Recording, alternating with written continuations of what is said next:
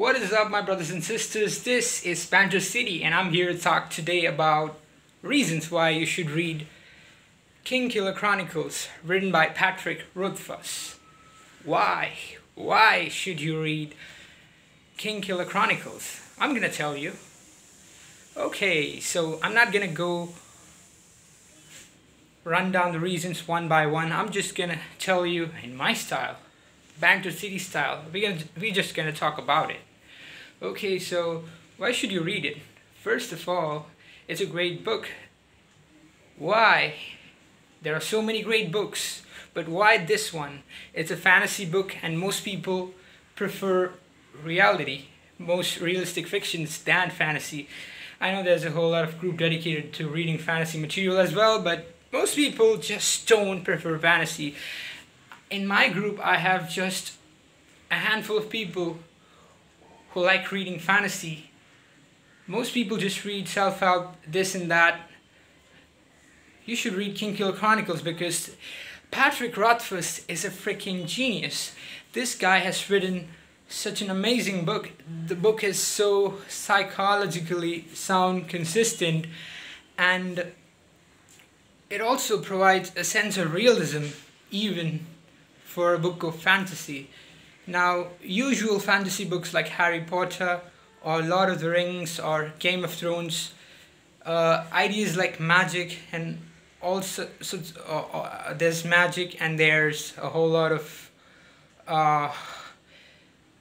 mysterious things. Now, these things have some kind of an explanation within the story, but Rothfuss takes it to another level and he provides a much deeper explanation, a much realistic one that is not presented elsewhere. And for those of you who don't know, this is an autobiography of a musician, a student of the university, an arcanist in the making, an arcanist named Kvothe, Kvothe. So Kvothe is a very talented young lad.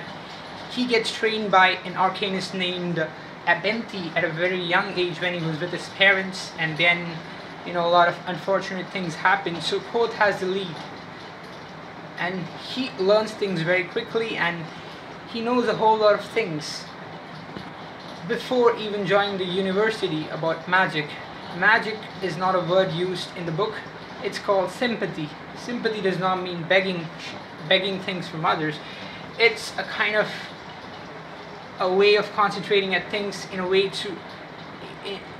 such a way that you're able to link two or more things by the use of sheer willpower. And that's what sympathy is all about. I mean, I'm just giving you a short, brief idea. If you read the book, you'll know more about sympathy. And there are many cool things like naming.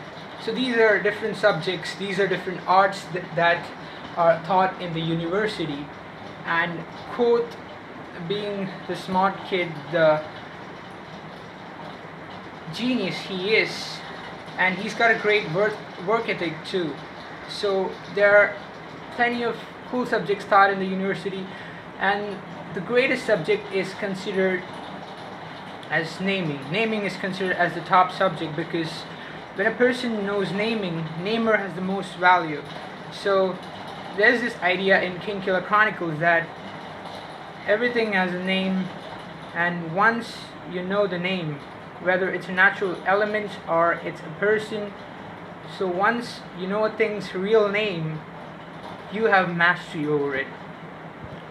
So you know a thing by its name, you have mastery. So for example, if I know the name of wind, the name of fire, so the moment I speak fire, I will not physically say it's fire, but I will say it through my spirit. I will say it from within. I will connect with fire intrinsically and call it. Fire will come to my aid. In the same way, Kvothe is very much interested in learning the name of the wind because he sees, when he was young, an arcanist calling out the wind to his rescue. So that fascinates him, that creates a spark in him, and that leads him in a quest to learn naming to the university. One more reason he goes to the university is to figure out the mystery of the deadly, the cold, the dangerous Chandrians. Chandrians are kind of like ghosts, but they're not ghosts. They're much more dangerous. They're like the ultimate villains. Reading about them will give you chills, and the mystery of the Chandrians is presented such beautifully. I won't even call it beautifully. The mystery is presented so it will induce a horror. It will make you feel the chills and everything, and it's so beautifully unraveled in book 1 and 2.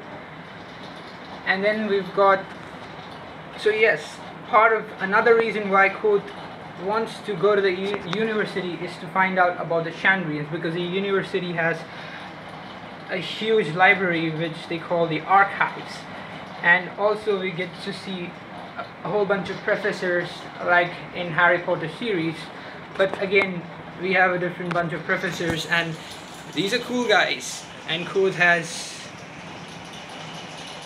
messes up with a couple of professors and they're always on his back trying to put him down. And like we have Draco Malfoy, we've got a character called Ambrose Jacques. He always tries to bring down Koth in whatever way possible, whether it's by tarnishing his reputation or maligning his health by poisoning him. Many other ways he tries to stop Koth, and it backfires to him in a lot of different at a lot of different points. But then again, Koth always emerges stronger, but then again there's always a trade-off. There's always damage done to Koth as well. So these guys, Ambrose and Koth, keep playing the game of cat and mouse throughout both the books. And then Koth has a couple of very good friends. You must say, he describes them as the kind of friends that few people deserve, but okay, never mind, I missed the code. But you know, those guys are really good and they are supportive of Koth. They rebuke him if he does something wrong. But again, Koth is an adventurous kid and he does a lot of adventures.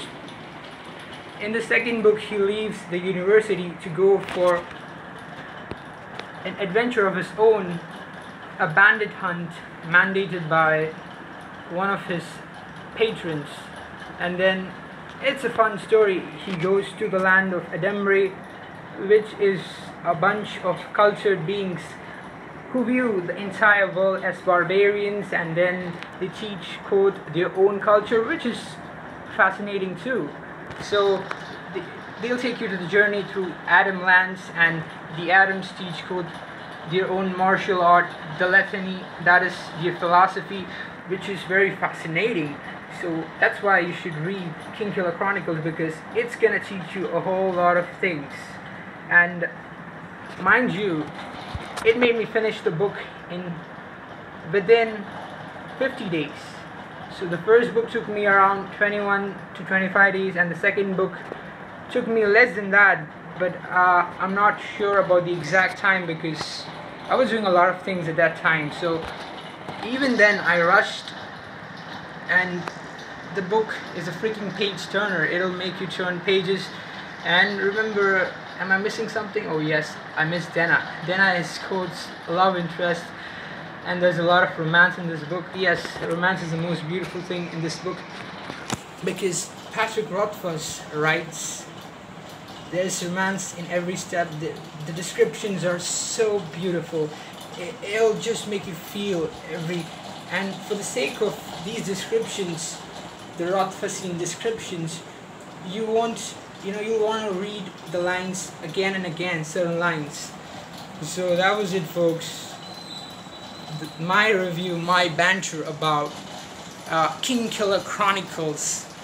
I did not by any means intend to spoil this book, and if I did, I don't think I did. Come on.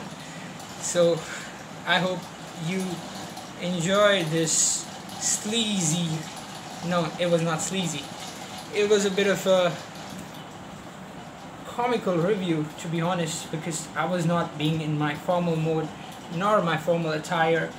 But again, I just spoke as a true fan would. Everything came straight from the heart.